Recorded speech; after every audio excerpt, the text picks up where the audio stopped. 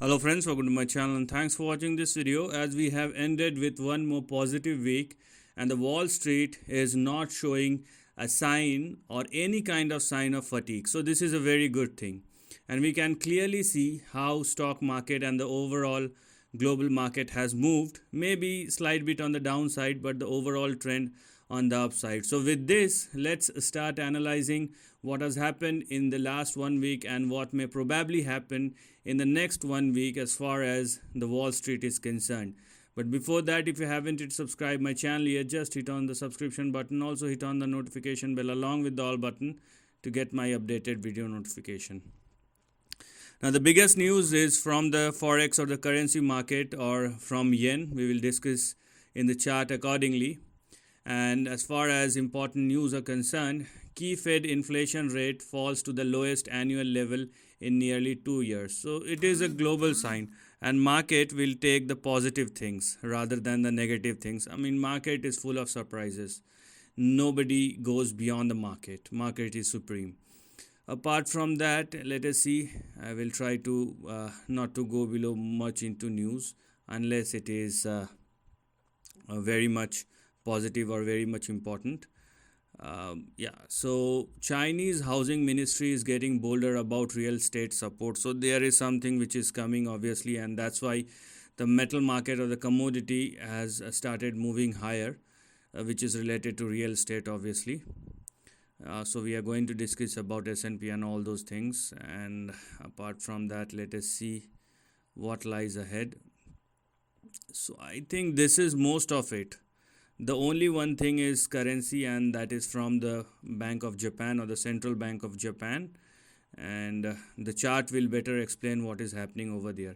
Now let's bounce back to the market and let us see what has happened in the last closing Friday, or how the market has ended. So Dow Jones ended 176 point higher. NASDAQ closes more than or nearly 2% or 266 point. S&P 500 nearly 1% or 44.8 to gold at 1958. Oil trading at 80. So it is trading at the higher end of the range because I've been talking about $70 to $80 in the last couple of weeks. So it is trading very near to the or at the highest end of the range. So let us see what will happen from here. The 10-year yield has now from 3.7, 3.8 to 3.95. So I mean very near to 4%. So bond market is showing uncertainty for the last 1 year. So the uncertainty aspect is not going down a single bit. I mean, you can say the market is showing something else. That's a different thing. But the bond market is telling you something else. VIX trades below 15 is a good sign for the market. Apart from that, so the treasury yield, I mean the short term yield, 1 month, 3 months, 6 month, 1 year, it is all trading above 5 or 5.3, 5.4. This is not at all a good sign. Even 2-year yield now trading at 4.88.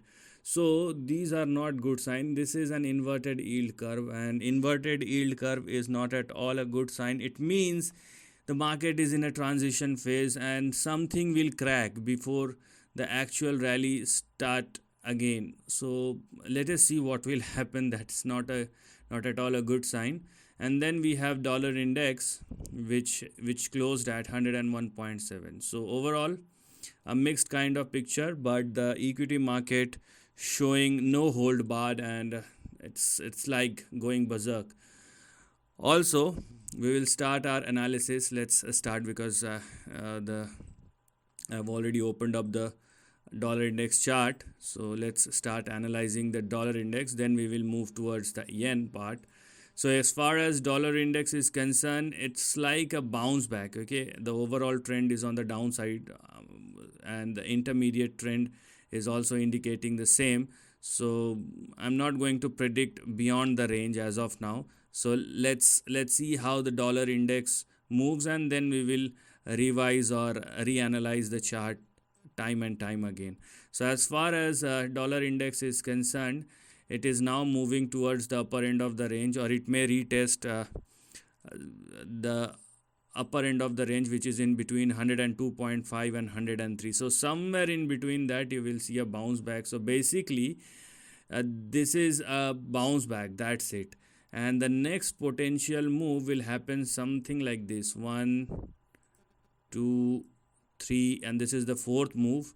And from there you will see a big downside. So I mean, from this chart, it simply tells you that the stock market will move further on the upside. Okay, but that we need to confirm moving forward. But the chart is indicating the same, unless the dollar index moves beyond 104, 105. That will be a very bad scenario.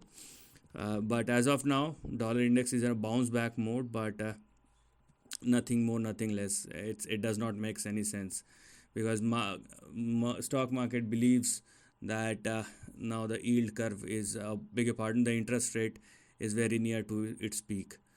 Now this is the price chart of bond yield. This is the yen, Japanese yen. Okay, and if you are looking at this is USD yen, and this is telling you something very, very interesting, because after so many years, I mean, this is more than 3 decades, it is on the verge of a breakout. So that's why you need to keep your eye on it. It may not impact you. It may not impact you, I mean, because of retail, if you are a retail person. But on institutional level, this is something very, very big. And even on the global level, this is something very, very big which is happening. I mean, yen, now USD yen is trading above 136 and now moving towards 149. Once it started trading above 149, I mean, there is a possibility that it may jumps up, or it may move 70 to 80%, because the next big push will move, or the yen will move somewhere in between 260 and 280 on the upside. So this is something which we are going to look at as far as the price chart is concerned. Okay, so this is something very, very interesting which is happening, and it's been under the range, or it's been inactive from 1990 till 2023. So this is something very, very interesting, I would say. So please keep your eye on this. Now let's start analyzing. Let's go with the crude.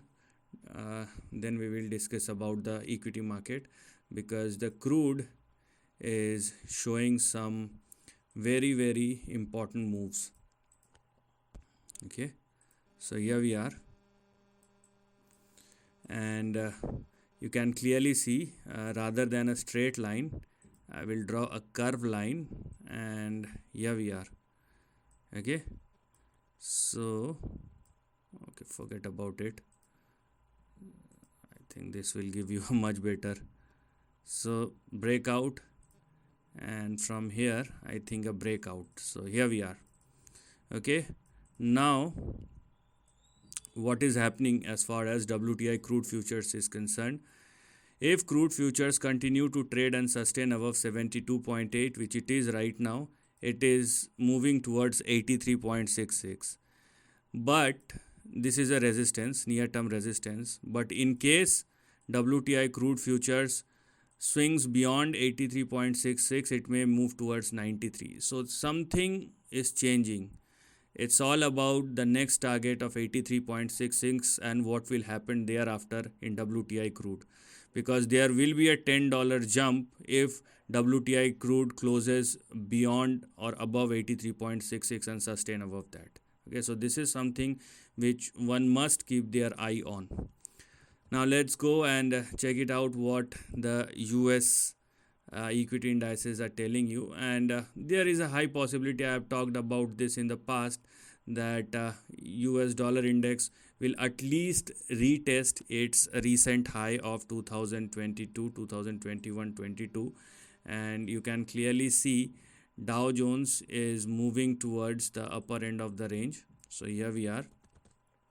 So as far as Dow Jones is concerned, if it continues to trade above the level that I'm talking about is 34,888. Now it will move towards 36,580 and 36,960, and don't try to go beyond these two levels. Okay, right now these are the biggest targets and biggest resistance. We will see what will happen thereafter, but this is the only range or only scope we have as of now. Don't try to go beyond 36,960. As far as NASDAQ is concerned, there is something more to look at as far as NASDAQ. So if you are looking at NASDAQ composite, yeah, you can see in terms of percentage, you may have something somewhat more to gain, but we can't go beyond the previous high. Previous high or the recent high will be the resistance which one must focus on. So for NASDAQ, we have our support and stop loss for the time being 14,233, and what we have on the upside is 16,243. So this is the range which we are going to look at, and here also we are not going beyond 16,243 because I mean, if you are looking, okay, let's first discuss about SPX, then I will say what I want to say about why I am not going beyond the recent high or previous high. So as far as S&P 500, you will see similar kind of moves, and because S&P 500 trading above 4338, it will move towards the previous high or recent high of, I think this is 4830, somewhere near that. So here we are, 4845 or 4830, whatever. So this is 4830. Now there is no point going beyond the previous recent high. Why I am saying this is because if you are looking at the current price action, all the indices has stretched a lot because the move has started from October 2022 till date. The index moved nearly 31%. I'm talking about SPX, but all the indices moved accordingly. And this is a big stretch that has happened in a shorter term time frame. So that's why we will see how the market behaves very near to its support. So we have something more to gain from this point as well, but there is no point or no meaning going beyond or thinking beyond 4818 or 4820 unless the market moves. When the market moves, we will rechange, or we will change the trend, we will change our thought, we will change our analysis, because what market do, based on that we will change our decision. So that's what we are going to do. So as of now it looks good, the market is looking good, but with a very limited price action on the upside, and then we will take our decisions accordingly. If the market gives us positive indications, and then it will be a start of a new trend. If it does not, then there may be a short term correction, consolidation, which may also happen. So this is the end of the video. Thanks for watching.